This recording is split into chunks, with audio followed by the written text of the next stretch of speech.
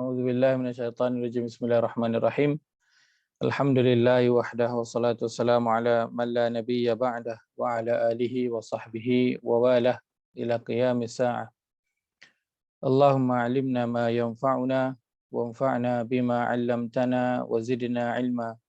Subhanaka la 'ilma lana illa ma 'allamtana innaka antal alimul hakim. Allahumma ya mu'allima Ibrahim 'allimna wa ya mufahhima Sulaiman fahimna. Allahumma arinal haqqa haqqan warzuqna ittiba'ah wa arinal batila batilan warzuqna ijtinabah. Allahumma inna nas'aluka hubbak wa hubba man yuhibbuk wa hubba amalin yuqarribuna ila hubbika ya rabbal alamin. Allahumma inna nas'aluka ilman nafi'a wa rizqan tayyiba wa amalan mutaqabbala.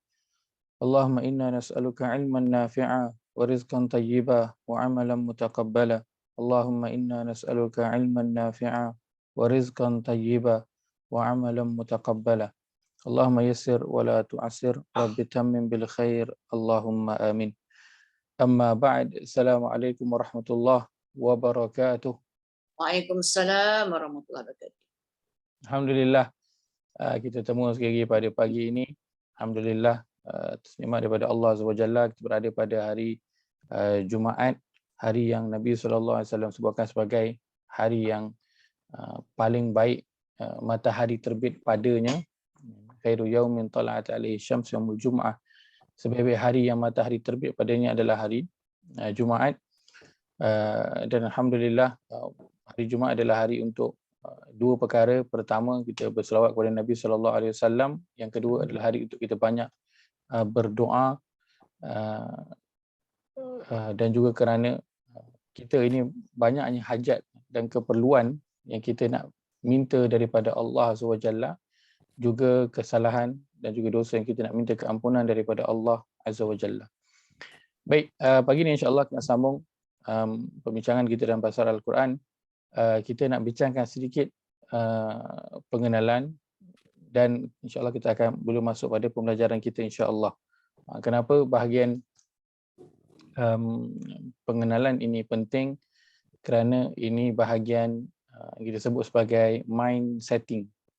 Mind setting itu penting sebelum kita nak melakukan sesuatu, agar bila mind itu telah diset, maka insya-Allah nak pergi, nak menempuh satu perjalanan yang jauh dan satu perjalanan yang susah, itu insya-Allah boleh dilakukan jika minda itu telah kita set untuk mencapai sesuatu goal ataupun nak sampai kepada destinasi.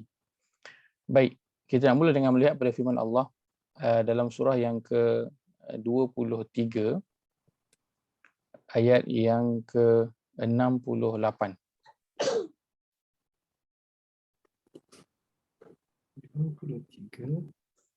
Surah 23 ayat 68 pada muka surat 346.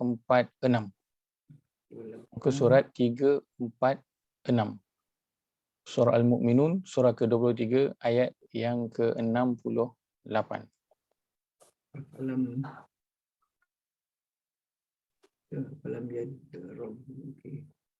Baik. Allah berfirman, A'udzu billahi minasyaitonir rajim.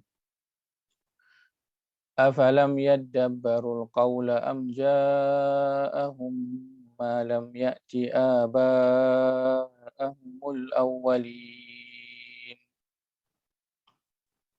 Terjemahan. Maka adakah mereka melakukan yang demikian kerana mereka tidak dapat memahami kata-kata ajaran yang disampaikan kepada mereka, atau kerana telah datang kepada mereka sesuatu yang tidak pernah datang kepada datuk nenek mereka yang telah lalu. Baik. Dalam teks Arabnya, perkataannya ialah afalam yaddabbaru. Familiar tak dengan perkataan yaddabbaru? Familiar. Dia lebih kurang dengan perkataan yang biasa kita dengar sekarang ini, perkataan tadabbur. Dia sama dengan yaddabbaru. Terjemahan letakkan memahami kata-kata. Memahami. Di sini dia tak letakkan perkataannya tadabbur, dia letakkan perkataannya adalah memahami. Baik. Pada sesi yang lepas, kita telah bincangkan bahawa kewajipan seseorang Muslim itu terhadap Al-Quran itu minimum ada 4. Pertama, dia kena baca, kemudian faham, kemudian dia ikut, amalkan dan kemudian dia share. Dan kita telah setuju bahawa baca itu perlu disertai dengan faham, kerana barulah aktiviti itu dinamakan aktiviti membaca menurut Dewan Bahasa dan Pustaka. Kalau hanya kita membunyikan huruf, maka ia tidak belum lagi sempurna aktiviti membaca itu. Maka ia harus dimasukkan dengan kefahaman terhadap bacaan itu, barulah dinamakan membaca. Maka pada ayat ini kita lihat kalau pada konteks ayatnya Allah bertanya, maka adakah mereka melakukan demikian kerana mereka tidak dapat memahami perkataan ataupun ajaran yang disampaikan kepada mereka. Baik, kalau kita lihat pada konteks ayat ini, ia turunnya kepada siapa?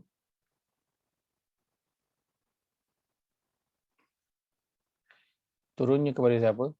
Baik, dia kena pergi kepada bermula pada ayat yang ke-63 itu Allah sebutkan bahkan nanti mereka tenggelam dalam kejahilan, lalai daripada memahami ajaran Al-Quran. Ini cerita tentang orang-orang yang diberikan kepada ditimpakan kepada mereka nanti azab ketika di akhirat. Baik, konteks ayat ini turunnya kepada orang-orang kafir. Turunnya kepada orang-orang kafir. Baik, Allah berkata kepada orang kafir, maka kenapa mereka tidak mahu memahami kata-kata ajaran yang disampaikan kepada mereka? Antaranya isi Alkitab, isi Al-Quran itu. Pada ayat ke-66 Allah kata, sesungguhnya ayat-ayatku telah berkali-kali dibacakan kepada kamu, dalam pada itu kamu berpaling undur ke belakang. Maksudnya ayat Al-Quran telah disampaikan kepada mereka, nasihat, peringatan dan juga pengajaran, tapi mereka berpaling, tidak mahu mendengar. Maka Allah turunkan ayat ini. Allah bertanya kepada mereka nanti, kenapa kamu tidak mentadabbur, memahami kata-kata ajaran disampaikan kepada kamu? Allah berkata kepada orang-orang kafir. Baik, kita lihat satu lagi ayat pada surah yang ke-47, ayat yang ke-24 pada muka surat 509. Muka surat 509. Surah Muhammad, surah yang ke-47, ayat yang ke-24. Muka surat 509.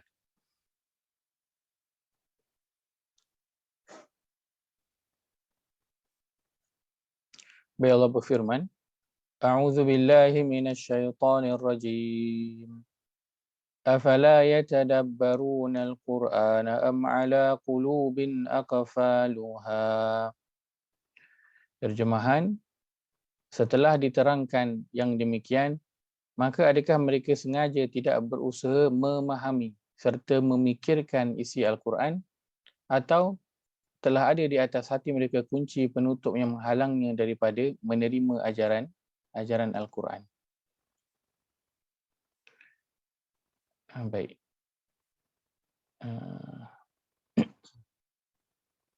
Kalau kita lihat pada konteks ayat ini, ayat yang ke-24 ini, sekali lagi kita nampak adanya perkataan apa? Yatadabbaruna. Ini perkataan yang juga sama dengan tadabbur, tapi terjemahan di sini letakkan memahami serta memikirkan isi Al-Quran. Baik, ayat ini pula turun kepada siapa? Konteks ayat ini diturunkan kepada orang-orang munafik. Diturunkan kepada orang-orang munafik. Yang mana ketika mereka minta kenapa tak ada perang, tapi bila turunnya ayat surah perang tu dia rasa takut. Kenapa tak diturunkan satu surah ataupun ayat tertentu? Bila turun mereka tolak untuk nak beriman. Maka Allah berkata kepada mereka, mengapa mereka tak nak berusaha? Ada Allah dalam terjemahan letakkan adanya perkataan berusaha. untuk memahami dan memikirkan isi Al-Quran. Ayat ini turun kepada orang, konteks ayatnya kepada orang munafik. Baik, poinnya apa? Poinnya ialah ayat yang awal tadi kita lihat Allah bertanya kepada orang kafir, kenapa mereka tak mahu mentadabbur, memahami ajaran yang disampaikan kepada mereka. Ayat ini Allah berkata kepada orang munafik, kenapa mereka tak berusaha untuk nak memahami serta memikirkan isi Al-Quran. Kalau begitu, perkataan Allah kepada orang kafir dan kepada orang munafik. Adakah kita orang kafir? Alhamdulillah, bukan. Adakah kita orang munafik? Na'udzubillah, kita berharap kita bukan orang munafik, betul? Maka kalau begitu perkataan Allah kepada orang kafir dan juga orang munafik, maka sudah lebih patutlah orang yang dia nak beriman atau dia rasakan saya adalah orang beriman untuk dia mentadabbur Al-Quran. Betul tak? Sebab kepada orang kafir dan kepada orang munafik pun Allah bertanya, kenapa tak nak tadabbur? Kenapa tak nak faham dan memikirkan isi Al-Quran? Maka kita yang bukan orang kafir dan bukan juga orang munafik, maka sudah tentu lebih patut untuk mentadabbur Al-Quran ini. Kalaulah pertanyaan ini Allah berikan kepada orang kafir dan juga orang munafik, maka dia sudah lebih utama untuk dilakukan oleh orang-orang yang mengaku saya adalah orang yang beriman. Maka satu perkara yang menjadi kepelikan, jika orang itu dia mengaku saya adalah orang beriman tetapi dia tidak mahu berusaha memahami serta memikirkan Al-Quran. Pelik tak? Peliklah. Sebab pada orang munafik pun Allah suruh dia. Allah tanya, kenapa tak nak usaha faham dan fikir tentang isi Quran ni? Maka kalau orang beriman, dia kata saya orang yang beriman. Tapi dia tidak pernah berusaha. Bukan Allah kata dia kena jadi orang yang pandai tadabbur, tak. Allah kata kenapa tidak berusaha. Usaha tu. Bukannya Allah suruh kamu orang beriman, kamu kena jadi cikgu tadabbur. Bukan. Kamu kena pandai baca je satu ayat tu boleh tadabbur dah, boleh faham dah apa yang mesej yang hendak disampaikan. Bukan. Allah tanya kenapa dengan sengaja tak nak berusaha, nak faham Quran tu. Maka usaha itu yang Allah nak lihat daripada diri orang yang beriman. Walaupun nanti mungkin kita tak sempat nak mentadabbur setiap ayat ataupun nak mendapat kemahiran tadabbur itu, tak apa. Yang penting usaha ini nanti. Yang Allah akan tanya, usaha tak buat? Sengaja tak berusaha ke ataupun saya cuba dah usaha semampu yang boleh. Baik. Maka jika begitu, kita setuju bahawa Al-Quran ini kita kena baca dan kita kena faham.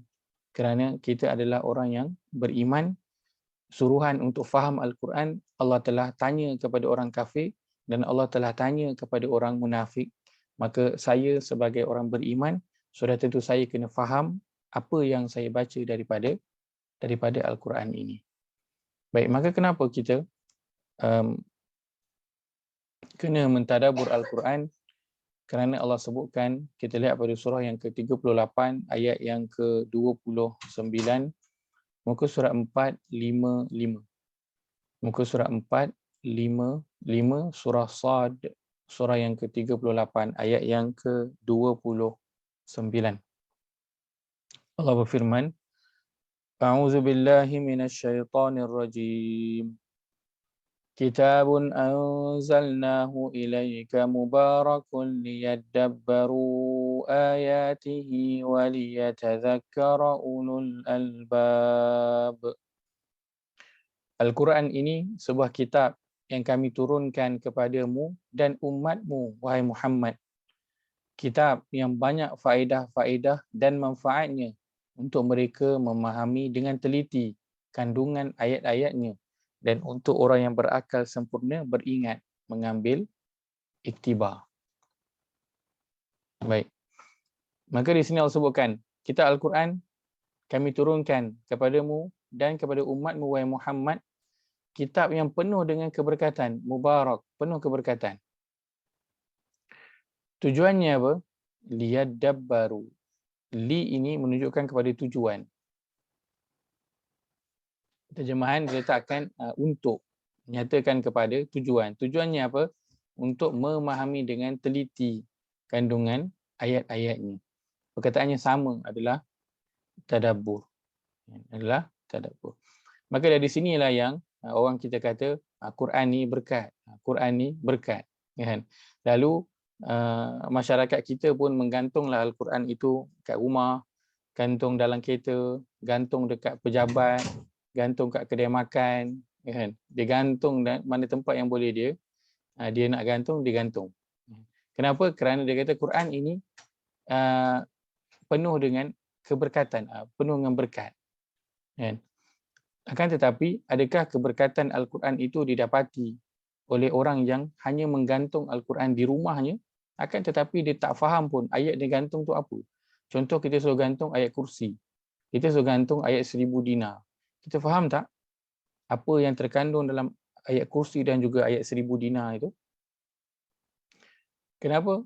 Kalau kita tak faham, macam mana kita nak dapatkan keberkatan Al-Quran? Kerana Al-Quran ini keberkatannya bukan pada kita menggantung dia itu. Bukan pada kita menggantung dia. Keberkatan Al-Quran adalah pada ajarannya itu. Kesucian Al-Quran, keberkatan Al-Quran adalah pada ajaran Al-Quran itu. Bukan hanya dengan kita mudah, kita gantung je akan dapat berkat. Tetapi kan, orang yang menggantung Quran kat rumah, tapi dalam rumah tu kan, tak solat. Ataupun tak bagi perhatian kepada solat. Macam mana Allah nak turunkan keberkatan? Dia gantung Quran penuh satu rumah.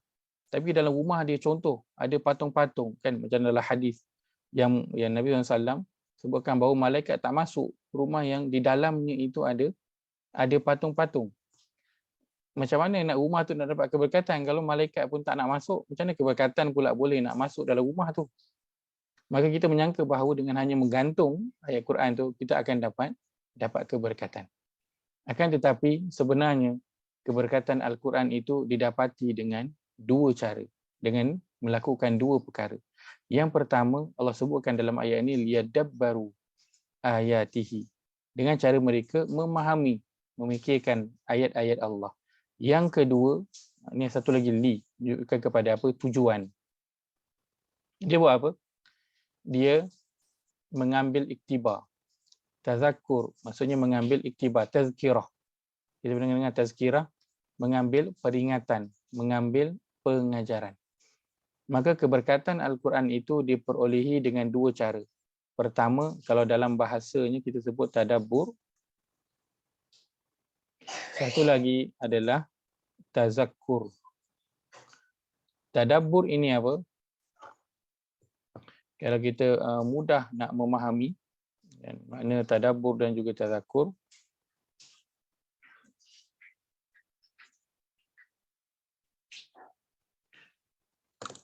dalam makna yang mudah.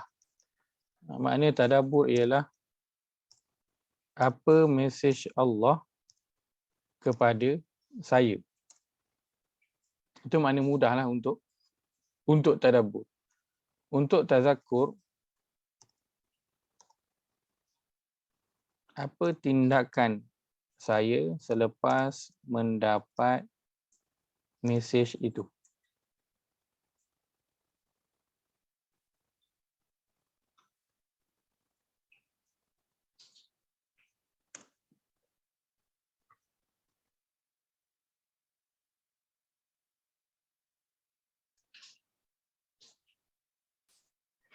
Tadabbur, makna ringkasnya ialah apa mesej Allah kepada saya. Tazakkur, apa tindakan saya selepas mendapat mesej itu. Ini diambil daripada surah yang ke-38 ayat yang ke-29, yang disebutkan tujuan penurunan Al-Quran. Dari situ kita dapat ada dua perkara yang perlu dilakukan tujuan penurunan Al-Quran itu. Baik, kenapa penting kita tahu tujuan sesuatu perkara? Bila kita tahu tujuan, barulah akan tercapai target itu. Betul tak? Barulah akan tercapai target. Dan bila kita dah tahu tujuan, barulah kita boleh buat apa? Merancang untuk nak sampai ke tujuan itu. Kalau kita dah tahu, kan, besok nak pergi open house pukul 12 tengah hari, contohnya, kan. nak pergi Nun jauh, di Negeri Sembilan sana.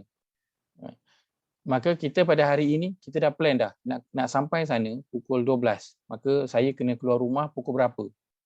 Nak keluar rumah pukul 11 contohnya. Saya kena mula bersiap pukul berapa? Kalau saya seorang-seorang siap pukul 10.30 boleh. Tapi sebab ada suami, ada cucu, ada anak. So pukul 9.30 dah nak kena start lah. Panggil semua orang siap. So kita rancang. Kalau tak rancang dia akan jadi macam mana?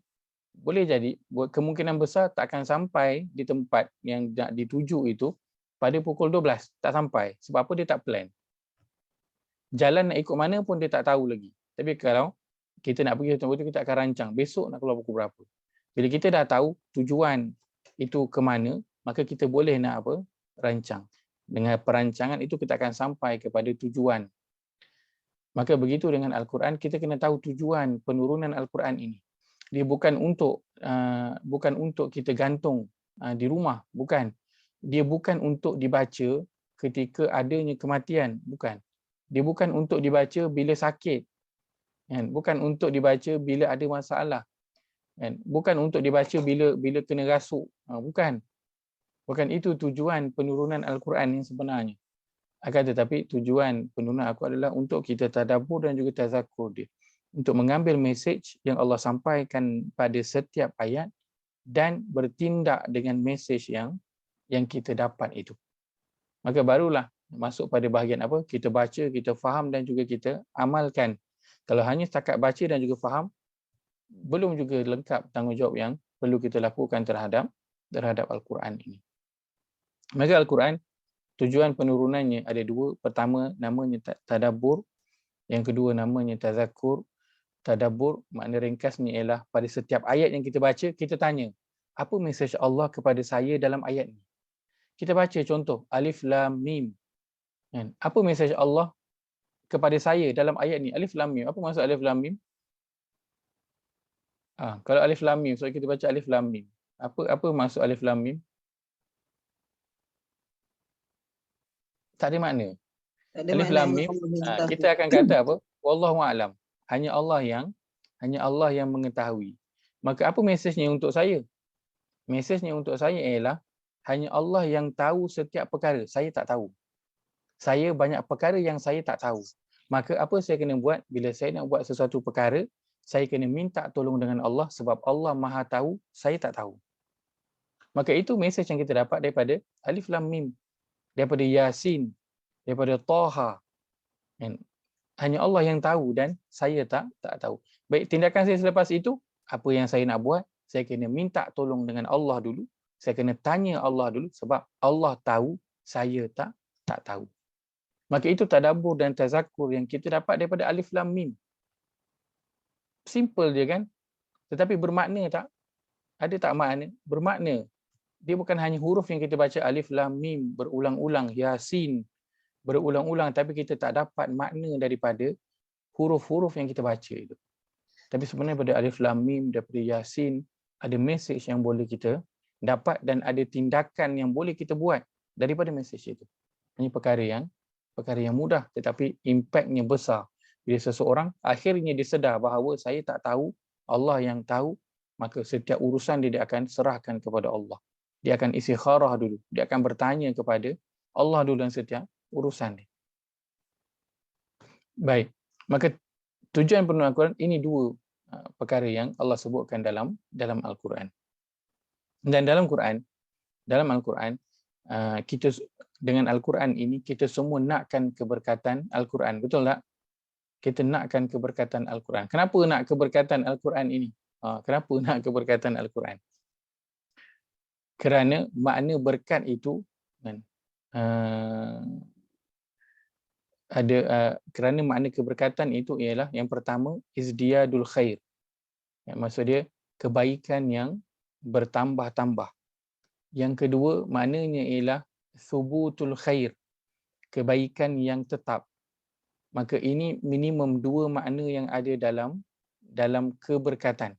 Pertama maknanya ialah kebaikan yang bertambah-tambah. Maksudnya sesiapa yang diberikan keberkatan, contoh pada rezeki dia, contoh pada harta dia, wang ringgit dia, apa akan jadi? kebaikan yang ada pada wang ringgit itu akan bertambah-tambah. Sama ada duit itu akan bertambah, rezeki itu akan bertambah, ataupun yang kedua, rezeki itu akan cukup walaupun sikit. Walaupun sikit, dia akan jadi cukup. Sebab apa? Adanya keberkatan pada harta yang sedikit itu, yang Allah kata, dan salah satu makna keberkatan ialah bertambah-tambahnya kebaikan. Yang kedua, kekalnya kebaikan itu pada diri seseorang. Baik, dalam Al-Quran, Allah hanya sebutkan dua sahaja perkara yang Allah turunkan daripada langit yang penuh dengan keberkatan. Dua je. Dalam Quran, Allah hanya sebutkan dua perkara sahaja yang dia turunkan daripada langit dengan penuh keberkatan. Baik. Yang pertama ialah pada ayat yang kita baca ni. Kitabun anzalnahu ilaika mubarak. Kitab ini kami turunkan dengan penuh keberkatan. Maksudnya ini perkara pertama yang Allah sebutkan dalam Quran. Dalam Quran, yang kami turunkan dengan penuh keberkatan, ini pertama. Itulah kitab, iaitu Al-Quran. Baik. Satu lagi, perkara yang Allah sebutkan dalam Quran yang kami turunkan dengan penuh keberkatan. Kami turunkan dengan penuh keberkatan. Kita lihat pada surah yang ke-50, ayat yang ke-9. Pada muka surat 518. Muka surat 518. Surah Qaf, surah yang ke-50, ayat ke-9.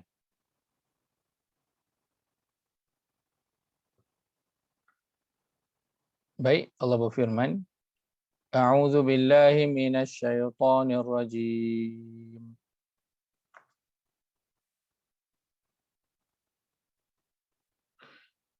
Wa nazzalna minas samaa'i ma'an mubarakan fa'ambatna bihi jannatin wa habbal hasid. Terjemahan, dan juga kami telah menurunkan dari langit air yang banyak faedahnya.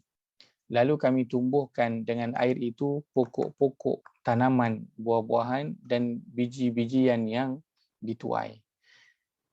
Teks Arab menyebut wa nazzalna minas sama'i ma'an mubarakan. Sama tak dengan ayat tadi itu kita baca? Kitabun anzalnahu ilaika mubarak. Terjemahan diletakkan banyak faedah.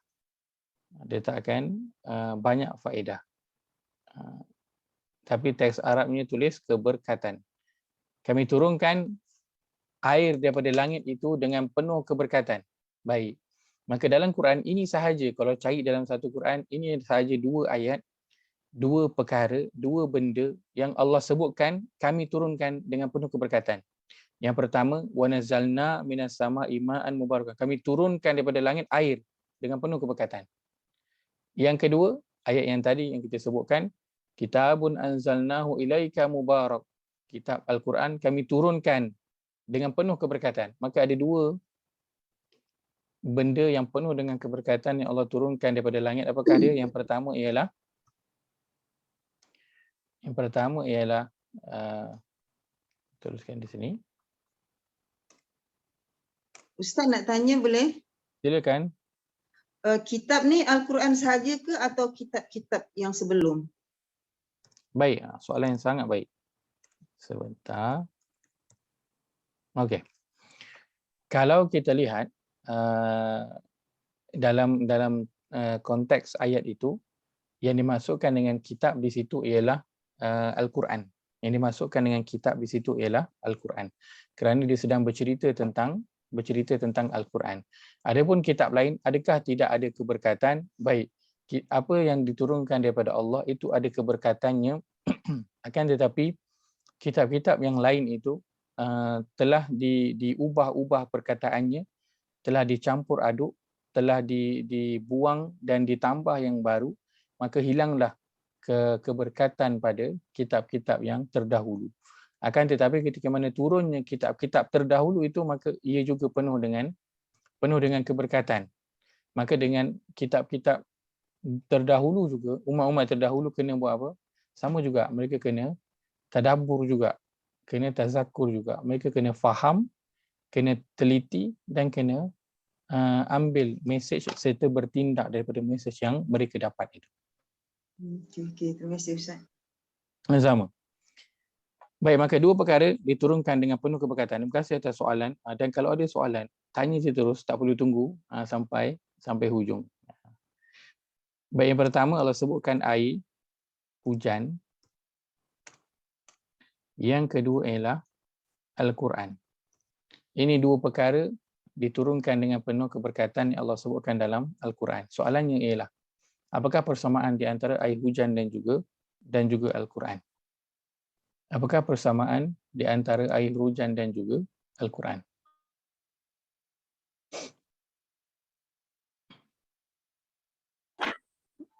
Menghidupkan hati, Ustaz. Masya Allah. Menghidupkan. Baik. Kalau kita lihat pada ayat yang ke-9 ini, Zakillah khairah jazanya. Ayat yang ke-9 ini Allah kata apa? Dan kami turunkan daripada langit air hujan yang banyak faedahnya, yang kami tumbuhkan dengan air itu pokok-pokok tanaman dan juga biji-bijian. Maksudnya dengan air hujan tu apa jadi? Pokok-pokok tanaman tumbuh, bumi menjadi hijau, segar. Betul tak? Allah sebutkan dalam surah yang ke-22, alam tara anna Allah anzala minas sama'i ma'an fatusbihul ardu mukhdarrah. Adakah kamu tidak melihat bahawa kami menurunkan daripada langit ini hujan sehingga bumi ini menjadi hijau dengan air hujan itu? Baik, maka apakah persamaan di antara air hujan dan juga Al-Quran? Air hujan yang Allah turunkan daripada langit tujuannya untuk menghidupkan bumi, menghijaukan bumi kembali. Al-Quran yang Allah turunkan daripada langit tujuannya adalah untuk menghidupkan hati-hati manusia. Untuk menyuburkan hati-hati manusia. Kenapa? Kerana hati itu jika lama tidak disiram, maka dia akan menjadi apa? Gelap, kelam. Dia akan menjadi kelam. Dia akan menjadi keras. Kan? Tanah kalau kita tak siram lama dia akan jadi apa? Kering, akan jadi keras. Betul tak? Maka begitulah hati, dia menjadi keras jika tidak disiram dengan Al-Quran. Allah sebutkan pada surah yang ke-57 ayat yang ke-16 pada muka surat 539. Muka surat 539 surah Al-Hadid, surah yang ke-57 ayat yang ke-16. Allah berfirman, A'udzu billahi minasyaitonir rajim. Alam ya'ni lil ladzina amanu an takhsha'a qulubuhum li dzikrillahi wa ma nazala minal haqq wa la yakunu kalladzina utul kitaba min qablu fatala 'alaihimul amadu faqasat qulubuhum wa katsirum minhum fasiqun. Terjemahan, belum sampaikah lagi masanya bagi orang yang beriman untuk khusyuk hatinya tunduk, mematuhi peringatan dan pengajaran Allah serta mematuhi kebenaran Al-Quran yang diturunkan kepada mereka, dan janganlah pula mereka menjadi seperti orang-orang yang telah diberikan kitab sebelum mereka. Setelah orang-orang itu melalui masa yang lanjut, iaitu masa yang panjang, maka hati mereka menjadi keras. Dan banyak di antara mereka adalah orang-orang yang fasik, orang-orang yang derhaka. Maka Allah tanya, belum tibakah lagi masa untuk bagi orang yang beriman untuk hati mereka itu tunduk patuh kepada perintah Allah dan apa yang diturunkan, kebenaran yang diturunkan. Dan Allah ingatkan, janganlah mereka itu menjadi seperti orang-orang yang terdahulu, kaum-kaum yang terdahulu, yang mana mereka juga Allah berikan kepada mereka kitab. Akan tetapi mereka tidak mengendahkan kitab itu, fatala alaihimul amad, maka berlalulah masa yang panjang mereka tidak mengendahkan kitab itu. Maksudnya apa? Mereka tidak menyirami, kerana kitab dia adalah umpama apa? Air. Akhirnya apa akan terjadi? Hati mereka menjadi keras. Kenapa jadi keras? Sebab tak siram. Sebab itu dia jadi keras. Maka air hujan dan Al-Quran mempunyai tujuan yang sama untuk menghidupkan. Satu menghidupkan bumi, yang satu lagi menghidupkan hati. bumi tidak bermakna penuh hijau kalau hati itu mati. Kenapa? Kerana kalau hati itu mati, bumi yang hijau akan dirosakkan. Begitu juga dengan apa? Begitu juga dengan bumi yang kering kontang, itu tidak menjadi masalah pada orang yang hatinya subur. Kan? Kerana hati itu nanti yang akan beribadah kepada Allah, bukannya tempat. Yang tempat letaklah di mana-mana pun, kalau orang itu adalah orang yang mengabdikan diri kepada Allah, tempat tidak memberi kesan. Kan? Seperti mana pemuda Al-Kahfi, betul? Hari Jumaat. Hari Jumaat ni surah Al-Kahfi. Sebagaimana pemuda Al-Kahfi, mereka memilih untuk duduk di mana? Di dalam gua. Gua tu besar ke kecil? Kecil, sempit. Sempit nak duduk berapa ramai orang dalam tu? Sempit. Tetapi mereka rasa tak kelapangan hati bila duduk di tempat yang sempit itu. Mereka rasa lapang. Berada di tempat yang sempit, terasa lapang kalau hati itu lapang. Tapi betapa ramai orang yang duduk di rumah yang luas tetapi terasa sempit. Kenapa? Kerana hatinya itu sempit. Hatinya itu tak tenang. Maka rumah yang luas tak memberikan ketenangan kepada dia. Tetapi pemuda Al-Kahfi duduk di gua yang sempit itu memberikan ketenangan. Dia rasa keluasan. Dia tak rasa pun satu masalah duduk di gua tu. Tak rasa masalah. Sebab hati. Waktu kata soalnya hati. Itu yang penting. Maka ini usaha kita bersama-sama untuk nak terus menyiram hati ini agar dia terus subur. Agar dia terus subur. Mudah-mudahan Allah melihat usaha yang kita lakukan ini, Allah redha, Allah perkenan, Allah terima, lalu Allah bantu kita untuk menyirami hati ini agar dia terus subur, agar dia terus lembut, insya-Allah. Allahumma amin. Baik. Maka kita telah bersetuju bahawa Al-Quran ini kita perlu baca dan kita perlu memahaminya supaya lengkap tanggungjawab kita dengan Al-Quran. Dan Al-Quran ini Allah telah turunkan dalam bahasa Arab lah. Tidak dapat tidak, itulah bahasanya. Betul? Dalam bahasa Arab. Baik. Allah sebutkan pada surah Yusuf, surah yang ke-12, ayat yang kedua. Allah berfirman, a'udzubillahi minasyaitonir rajim. Inna anzalnahu Qur'anan Arabiyyan la'allakum ta'qilun. Sesungguhnya kami menurunkan kitab itu sebagai Quran yang dibaca dalam bahasa Arab supaya kamu menggunakan akal untuk memahaminya. Baik. Allah letakkan, ini salah satu contoh ayat daripada beberapa ayat yang Allah sebutkan tentang bahasa Arab, tentang Quran yang diturunkan dalam bahasa Arab.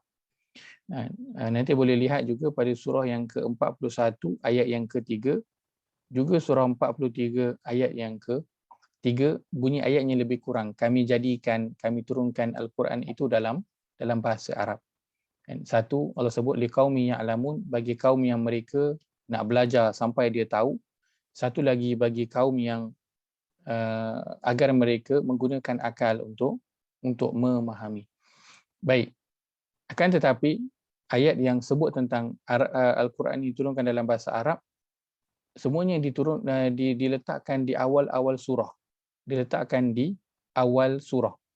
Yang ini pada ayat yang ketiga, yang ini pada ayat yang kedua, dan pada surah Yusuf ini dia berada pada ayat yang kedua. Baik. Seolah-olah Allah nak beritahu kepada kita bahawa kalaulah kamu nak memahami apa yang kamu baca daripada surah ini secara khusus ni kan, kamu kena faham bahasa Arab. Allah sebutkan tentang surah Yusuf ini, nahnu naqussu alayka ahsanal qasas. Kami ceritakan kepada kamu wahai Muhammad dengan seindah-indah kisah. Macam mana kita nak rasakan keindahan kisah itu? Sebelum itu Allah sebutkan dia perlu dirasai dari sudut, antaranya dari sudut bahasa. Itu berbeza kan kita baca terjemahan ini dengan kita dengar kupasan para asatizah kan, yang banyak yang selalu kupas surah Yusuf ini adalah Ustaz Syari lah. Ustaz Syari memang, dan Tadabbur Center itu kajiannya tentang surah Yusuf itu masya-Allah sangat mendalam. Dan bila kita dengar kan kisah ataupun surah Yusuf ini dari sudut bahasa Arab, maka kita akan dapati banyaknya keajaiban-keajaiban, banyaknya perkara-perkara yang menakjubkan yang Allah bagi tahu dari sudut bahasa Arab yang tak ada dalam terjemahan. Maka betul Allah letakkan pada ayat yang kedua, kami turunkan Quran ini dalam bahasa Arab supaya kamu berfikir. Lepas tu baru Allah sebutkan kami kisahkan kamu dengan sebaik-baik kisah. Seolah Allah nak bagi tahu kalau kamu nak faham surah ini, nak faham kisahnya yang terbaik ini, maka kena faham dari sudut bahasa Arabnya. Barulah dia akan capai kepada ahsanal qasas, sebaik-baik kisah. Dan begitu juga dengan keseluruhan Al-Quran secara umumnya. Kan? Kalau kita nak memahami Al-Quran ini dengan cara yang terbaik, maka ia perlu difahami difahami dari sudut bahasanya. Barulah dia akan capai kepada apa yang Allah nak sampaikan. Maka Al-Quran ini Allah telah takdirkan ianya diturunkan dalam bahasa Arab. Bukanlah kerana ketika itu orang Arab adalah orang yang majoriti di dunia ini, bukan. Bukanlah kerana orang Arab ketika itu mereka kita katakan tamadun mereka adalah yang hebat, bukan. Ketika itu ada Rom dan juga Parsi yang tamadun mereka lebih hebat lagi dan sebagainya. Bukan orang Arab, akan tetapi Allah memilih bahasa Arab ini sebagai bahasa Al-Quran. Tentu ada sebab-sebab yang tertentu.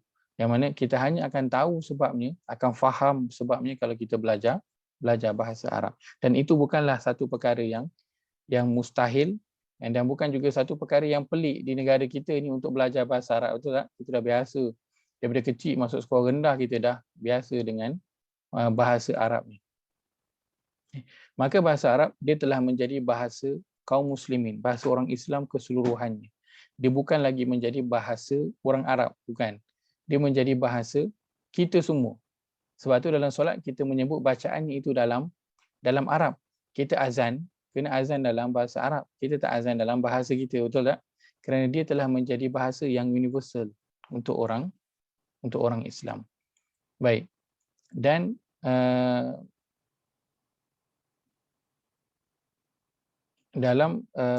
maka apabila kita sedar bahawa Al-Quran ini turunnya dalam bahasa Arab dan kita kena faham Al-Quran, maka tidak dapat tidak kita kena kena belajarlah bahasa Arab. Itu perkara yang tidak perlu dilakukan.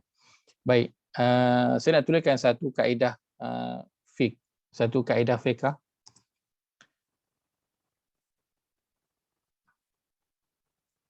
Kaedah fiqh menyebut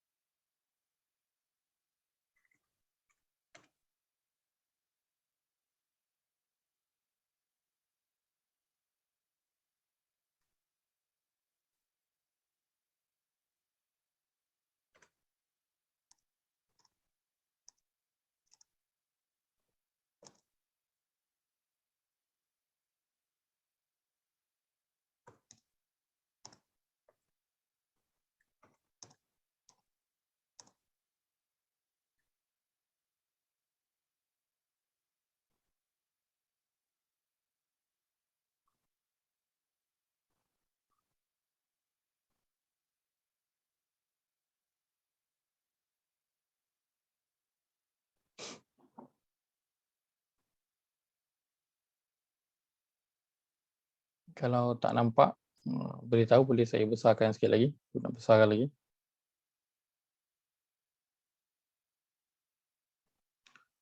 Okey.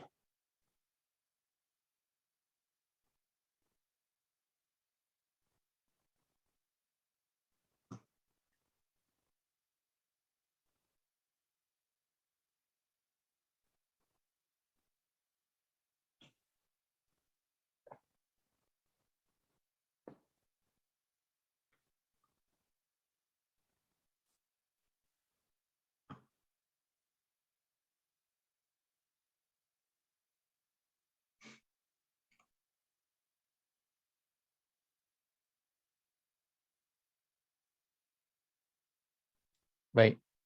Ini kaedah fiqh. Ini bukan ayat Quran ataupun hadis tau. Saya tulis kat sini, ini adalah kaedah fiqh.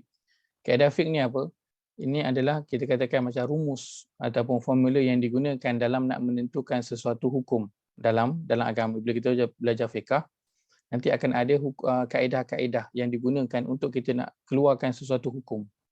Nak keluarkan sesuatu hukum. Dan ini salah satu kaedah yang ada dalam fiqh. Itulah ma la yatimul wajibu illa bihi fahuwa wajib. Tidak sempurna sesuatu yang wajib itu melainkan dengannya, makanya itu adalah wajib. Apakah maksudnya? Maksudnya apa? Baik. Tak sempurna sesuatu yang wajib itu melainkan dengannya, makanya itu adalah wajib. Saya berikan contoh. Apakah dia hukum mengambil wuduk? Hukum mengambil wuduk. Apakah hukum mengambil wuduk? Hukumnya adalah sunat. Hukumnya adalah sunat. Baik. Solat fardu, kan? Contoh solat maghrib, wajib tak dilaksanakan?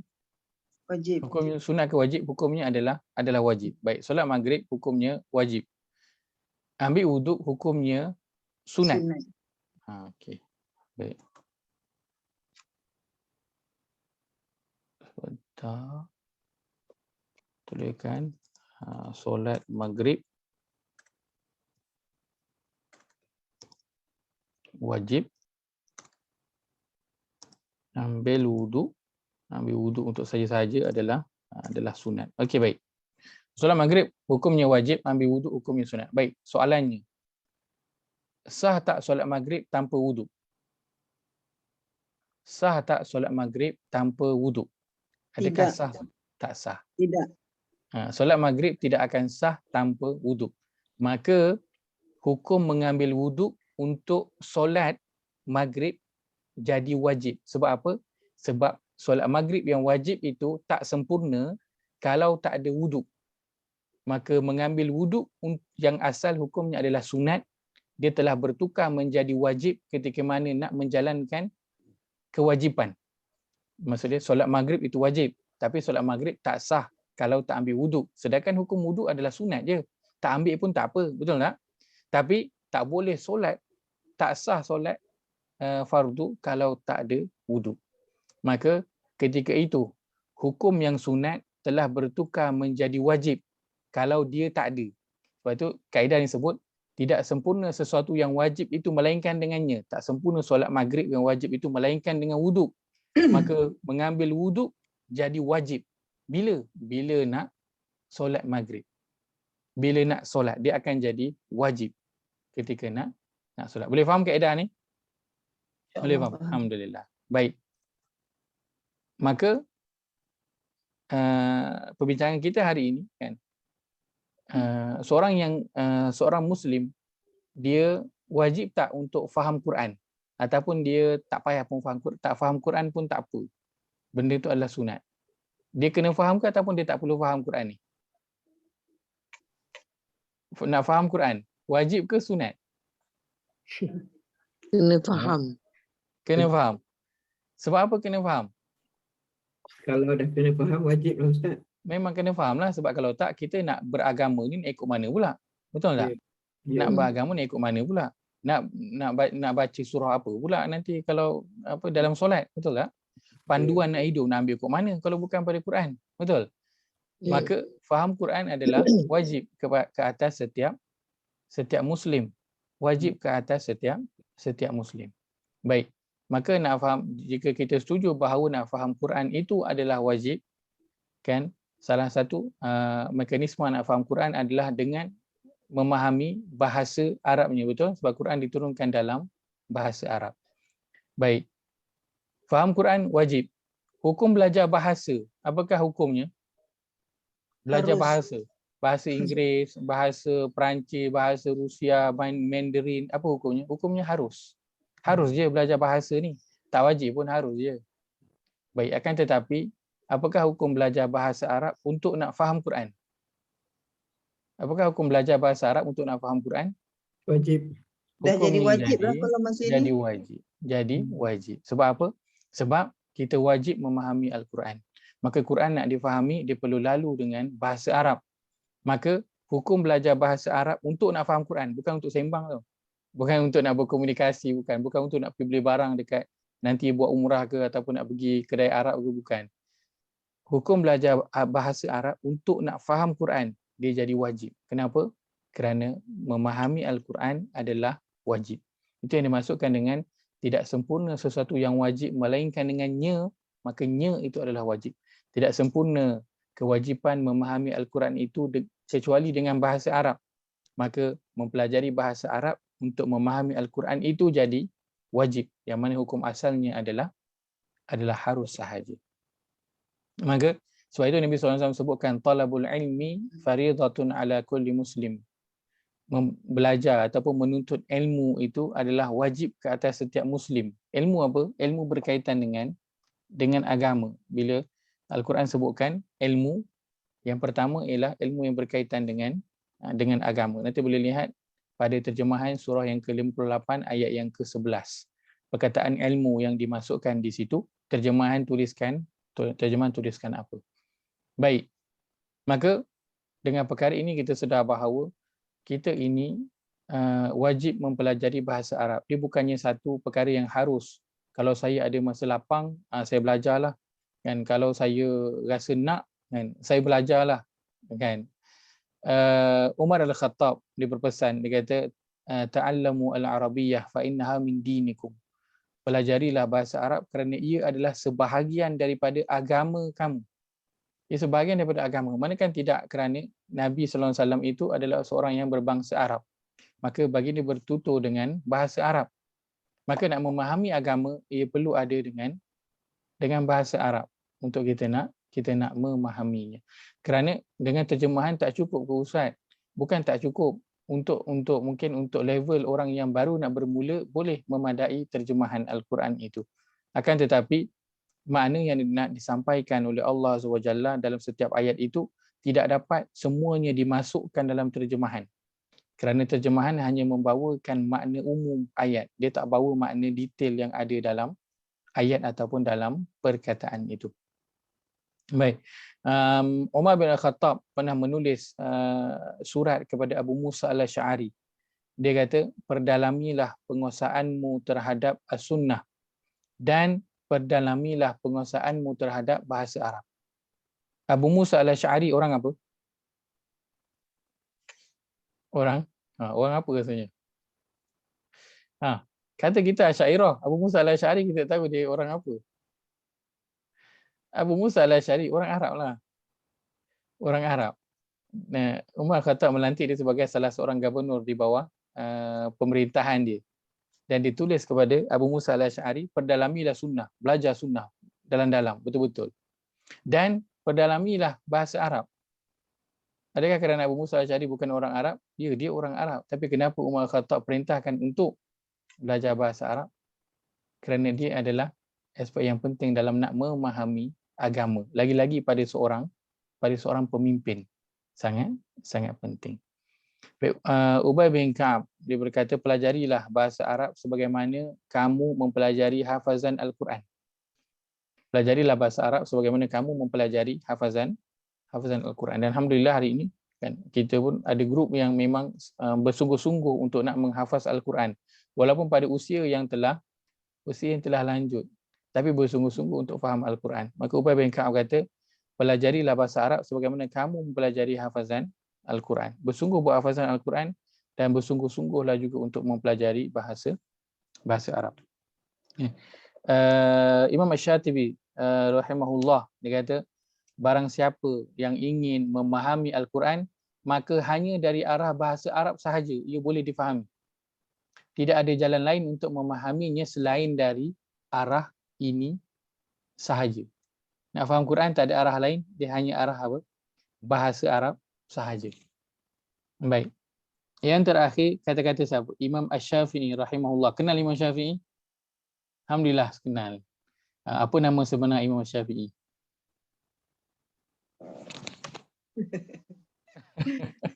Tak pandai nak sebut Muhammad ni apa dah. Muhammad bin Idris Asy-Syafi'i. Muhammad bin Idris Asy-Syafi'i rahimahullah. Baik, Imam Asy-Syafi'i rahimahullah dia berkata, fa'ala kulli muslim ay yata'allama, wajib ke atas setiap muslim untuk mempelajari bahasa Arab sekuat tenaganya. Wajib ke atas setiap muslim untuk mempelajari bahasa Arab sekuat tenaganya. Kenapa? Agar dia itu benar-benar faham ketika mana dia bersyahadah la ilaha illallah Muhammadur Rasulullah. Dan dia benar-benar faham ketika dia membaca kitabullah, ketika mana dia melafazkan zikir-zikir yang telah diwajibkan ke atasnya. Antaranya di mana? Dalam solat dia. Ketika dia bertakbir, ketika dia bertasbih, ketika dia bertahmid, ketika dia membaca tasyahud. Maka Imam Syafi'i rahimahullah pesan apa? Wajib bagi setiap muslim untuk mempelajari bahasa Arab sekuat tenaga dia. Ini pesan imam mazhab kita, agar mempelajari bahasa Arab sekuat tenaga kita, agar syahadah yang kita sebutkan itu kita benar-benar faham, agar bila kita membaca kitabullah, kata Imam Syafi'i, kita faham. Dan ketika mana kita melafazkan zikir-zikir yang wajib dalam solat kita, kita ucapkan Allahu Akbar, kita benar faham. Maka orang yang faham Allahu Akbar, Allah itu maha besar, dia masuk je dalam solat akan hilang semua masalah dia. Kenapa? Kerana masalah dia itu adalah kecil jika dibandingkan dengan zat Allah Azza wa Jalla. Maka Allah dengan mudah, zat yang maha besar itu boleh bantu dia untuk selesaikan dia punya masalah itu. Maka sebab itu Imam Syafi'i kata wajib bagi setiap muslim. Dia bukan kata setiap mukmin, dia kata setiap muslim. Maka siapa yang mengaku dia adalah orang Islam dan dia bermazhab dengan mazhab Asy-Syafi'i, Imam Syafi'i berpesan wajib ke atas dia untuk mempelajari bahasa Arab sekuat tenaga dia, agar dia boleh faham perkara-perkara yang telah diwajibkan ke atas dia di dalam agama ini. Baik. Dan dalam untuk nak belajar bahasa Arab ini, kita tahu dia bukannya perkara yang mudah. Saya tak sebutkan belajar bahasa Arab ini mudah, dan saya tak kata belajar dengan saya mudah, tak. Saya sebut siap-siap belajar adalah susah, mencabar. Belajar bahasa Arab adalah mencabar. Manakala tidak, mesti ada antara kita pengalaman yang telah syahid beberapa kali. Kan belajar kan tak habis, masuk kelas baru. Belajar kan tak habis, masuk kelas yang baru. Di kelas ini juga mungkin akan ada yang syahid. Saya tak pelik, kerana dia memang satu perkara yang mencabar. Akan tetapi yang saya nak sebutkan ialah jangan berhenti berusaha untuk nak belajar. Jangan berhenti berusaha. Sebab ayat yang kita bacakan tadi, Allah kata mengapa mereka tidak dengan sengaja tidak mahu berusaha. Maka Allah nak lihat nanti, yang kita nak persembahkan nanti di hadapan Allah SWT adalah usaha kita untuk nak faham Quran ini. Walau berapa banyak kali pun kita akan syahid selepas ini, tapi jangan pernah putus asa. Kerana usaha ni nanti yang akan kita bawa persembahkan kepada Allah. Ya Allah, ini bukti aku dah cuba sedaya upaya, sekuat tenaga aku untuk nak faham Al-Quran ini. Dan kita jangan pernah bimbang dan juga berputus asa untuk terus memahami Al-Quran ini, terutamanya dari surah bahasa. Kerana Allah sebutkan, kita lihat pada surah yang ke-54 ayat yang ke-17 pada muka surat 529. Muka surat 529 surah Al-Qamar, surah yang ke-54 ayat yang ke-17. Allah berfirman, A'udzu billahi minasyaitonir rajim.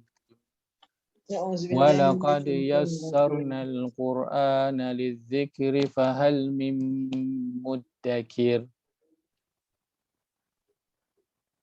terjemahan, dan demi sesungguhnya kami telah mudahkan Al-Quran untuk menjadi peringatan dan pengajaran. Maka adakah sesiapa yang mahu mengambil peringatan dan pelajaran daripadanya?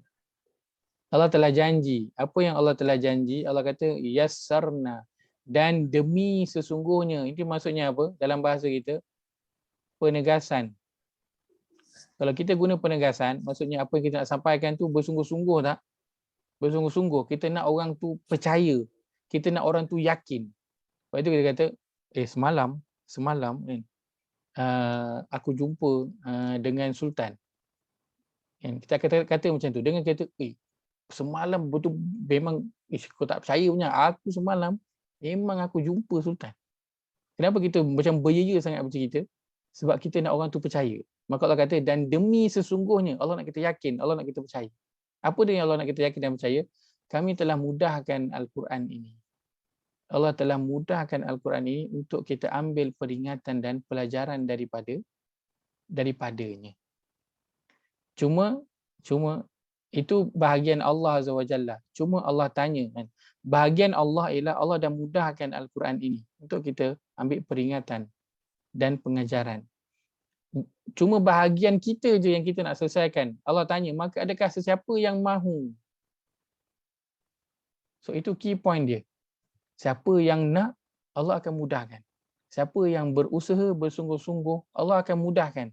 Tapi kalau siapa yang dia malas-malas, dia rasa macam tak apa, kawan dah ajak, aku pun masuklah kelas ni.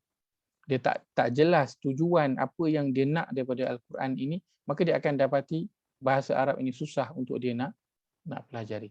Akan tapi kalau dia jelas tujuan dia, bukan hanya untuk nak mengisi masa kosong dia, bukan. Tapi dia sedar inilah kewajipan yang memang aku kena buat daripada dulu. Tapi aku tak tahu, aku tak sedar. Dan alhamdulillah sekarang ni Allah masih bagi aku masa untuk aku sedar apa yang aku kena buat dengan Quran ini. Lalu dia bersungguh-sungguh mempelajari Al-Quran bahasa Arab ini bukan untuk mengisi masa lapang dia. Dia betul-betul nak, mahu berusaha, maka Allah pasti akan mudahkan dia untuk nak belajar memahami Al-Quran ini. Tugas Allah telah lakukan. Kami telah mudahkan Al-Quran ini. Bahagian kita pula kita kena lakukan. Allah tanya, adakah sesiapa yang nak berusaha untuk nak ambil peringatan dan pengajaran itu? Dan inilah antara usaha yang kita lakukan untuk nak mengambil peringatan dan juga pelajaran daripada Al-Quran ini dengan kita nak mempelajari bahasa Arab. Mudah-mudahan Allah berikan kepada kita kefahaman, Allah berikan kepada kita kekuatan, Allah berikan kepada kita istiqamah untuk terus memahami, mempelajari bahasa Arab ini. Hanya tujuan kita adalah satu, kerana nak memahami Al-Quran ini, ia adalah tanggungjawab, kewajipan yang Allah telah bebankan ke atas setiap Muslim. Itu tidak ada pilihan. Bukanlah maksudnya dia hanya wajib kepada orang yang pergi, yang background dia belajar agama, belajar Timur Tengah je. Siapa yang masuk lain agama, dia yang wajib belajar Quran, tak. Dia kewajipan ke atas setiap Muslim. Cuma siapa yang belajar background dia agama, dia lebih lagi lah nanti soalan dia yang Allah akan tanya. Tetapi kewajipan umum kepada setiap Muslim itu adalah untuk memahami Al-Quran. Dan salah satu jalannya ialah dengan memahaminya daripada sudut bahasa. Mudah-mudahan Allah redha dengan usaha yang kita lakukan ini. Bukanlah satu usaha yang besar, tapi usaha kecil yang kita lakukan, tujuan kita untuk nak menjalankan tanggungjawab kita terhadap Al-Quran. Mudah-mudahan Allah bantu kita, mudah-mudahan Allah redha dengan amal dan usaha ini. Walaupun nanti kita pun rasa aku ni sempat ke tak habis belajar, kan? Kita pun 50-50 je confidence sebenarnya, kan? Sama ada kita syahid awal kelas ni ataupun kita pergi dulu meninggal dunia, pergi bertemu dengan Allah dalam keadaan kita tak habis pun lagi belajar bahasa Arab, kita pun tak yakin habis ke tak belajar. Akan tetapi usaha yang kita dah mulakan ini, mudah-mudahan ini Allah terima, usaha ini Allah terima. Lalu bila kita bertemu Allah Azza wa Jalla, usaha ini menjadi bukti kita persembahkan di hadapan Allah, kita pernah ya Allah berusaha nak faham Al-Quran ini, dan mudah-mudahan Allah ampunkan dosa kita yang lain itu, Allah redha dan Allah terimanya. Wallahu ta'ala alam. Itu saja saya berkongsikan pada pagi ini. Moga ada manfaat dapat diambil. Saya mohon maaf, kita mengambil 2 sesi kita sebagai pengenalan. Mudah-mudahan dia menjadi penguat semangat kita untuk terus belajar. Kalau bukan di sini tak kisahlah, di mana-mana dengan sesiapa pun. Yang penting teruskan usaha kita untuk belajar Al-Quran, untuk faham Al-Quran ini. Walaupun berapa banyak kali tersadung, berapa banyak kali tersungkur jatuh, tolonglah jangan berhenti melangkah, bangun, terus melangkah. InsyaAllah Allah akan, satu hari Allah akan beri kepada kita kekuatan dan kefahaman itu insyaAllah. Aku qauli hadza wa astaghfirullahal azim li wa lakum. Allahumma ja'al hadza jam'ana jam'an marhuma wa tafarruqana min ba'dihi tafarruqan ma'suma. Allahumma inna na'udzubika min ilmin la yanfa' wa min Amin. qalbin la yakhsha' wa min nafsin la tashba' wa min da'watin la yustajabu laha. Amin. Rabbana lana wa li ikhwanina alladhina sabaquna bil iman wa la Amin. taj'al fi qulubina ghillan lil ladzina amanu rabbana innaka ra'ufur rahim. Amin. Rabbana atina fid dunya hasanah wa fil akhirati hasanah wa qina adzaban nar. Wa sallallahu ala nabiyyina Muhammad wa ala alihi wa sahbihi ajma'in. Walhamdulillahi rabbil alamin. Kita Amin. tutup dengan tasbih kafarah. Subhanallah. Subhanakallah wa bihamdika asyhadu an la ilaha An la ilaha illa anta astaghfiruka. astaghfiruka wa atubu ilaik. La haula wa la quwwata illa billah. Jazakumullah khairan pada semua meluangkan masa pada pagi ini. Moga Allah nilai di sebagai amal yang soleh insya-Allah. Kita teruskan Amin. hidup ini bersalawat kepada Amin, Nabi ya Allah. sallallahu Amin. alaihi wasallam. Insya-Allah kita akan jumpa pada minggu depan. Saya akan upload pertama di Facebook dan insya-Allah saya akan usaha untuk upload di YouTube dan akan saya berikan link sesi yang lepas dan juga sesi yang hari ini insya-Allah. Terima kasih. Terima kasih Ustaz. Terima kasih Ustaz. Kita tengah jalan Ustaz.